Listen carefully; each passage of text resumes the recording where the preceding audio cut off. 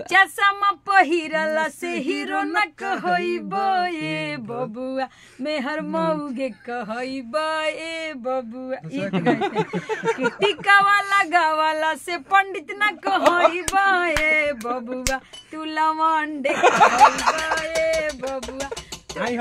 तो ये हम पारंपरिक गाए थे, हम गाली नहीं गाए थे। जो हमारे यहाँ भसुर लोग गावल जला कि गोर तू तरहला भसुर भैला चित काबर साचो के ए लागे ललिल पड़ाक साचो के अननी चुकी रहला तब करी चरवला साचो के आ बड़े चका भइला त माई बहिन बेचला साचो के ए लागे तू बोगाड़ साचो। एगो गाना गावलू उतरे सबको के सुना दे नुनू बाबा के नाम धके तोर धनवा मोर धनवा कैसे दू मिलाओ रे तोर धनवा मोर धनवा एके में मिलाओ रे नुनू बाबा खातिर। हां नुनू बाबा स्पेशल नुनू बाबा खातिर। हमारे भैया नुनू बाबा के मौगी कहीं एके पसुताऊ रे। और बाकी बाबा हम माफी चाहते हैं लोग कहला तब हम कहलिए काहे कि हमरे गरिया वही खातिर बोलावले जला। नुनू बाबा एगो हमनी के टीम में बारे केहू वीडियो करने था नाली हमनी के टीम में एगो नुनू बाबा गीतकार बारे बहुत अच्छा कॉमेडी भी करते हैं गाना भी अच्छा लिखते हैं। तो उन्हीं को लेके सब नुनू कोई बाबा नहीं जानत है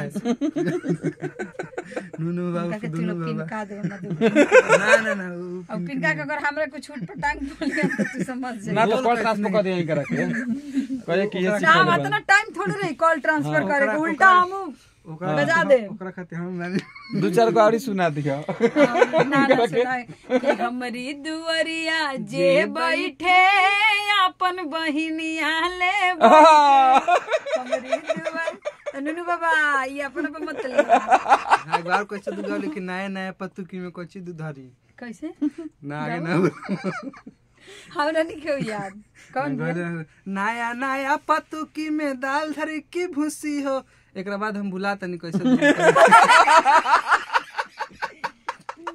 नुनू बाबा के मारे रुसी नुनू बाबा तनी देर पहले भाग गइले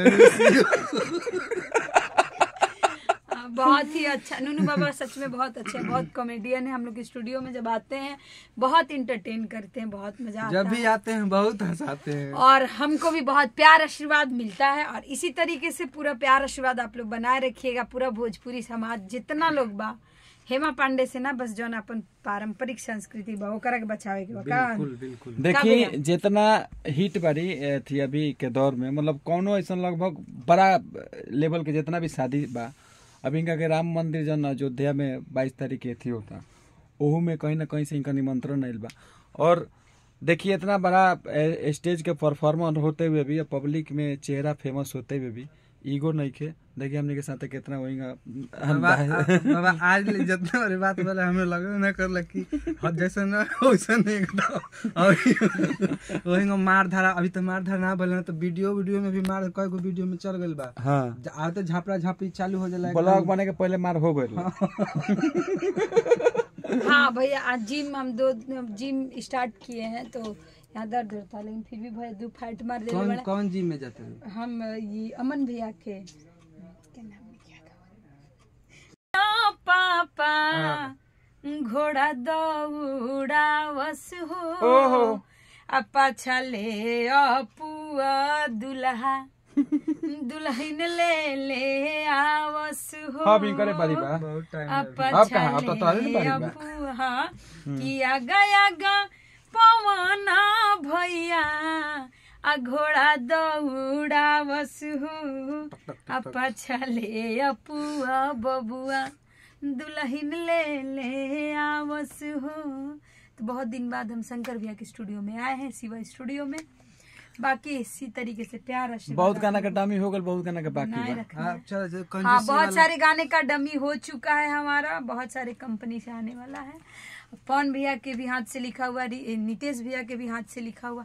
आप लोग भी इसी तरीके से प्यार और नया फोन ले बारी पार्टी नहीं खरीदे ले। हां उहे मेन बात कहे के भुलाए गए कि 15 प्रो लिए पहले के जैसे मैक्स बहुत बड़ा था तो इसीलिए हम ये लिए कि हाथ मेरा बहुत छोटा है। पहले के जैसे कंजूसी चलू आजे थी बोला कब पार्टी दे सब को लगत जब आदमी कमाए लगला तो ओकर कंजूसी बढ़े लगला।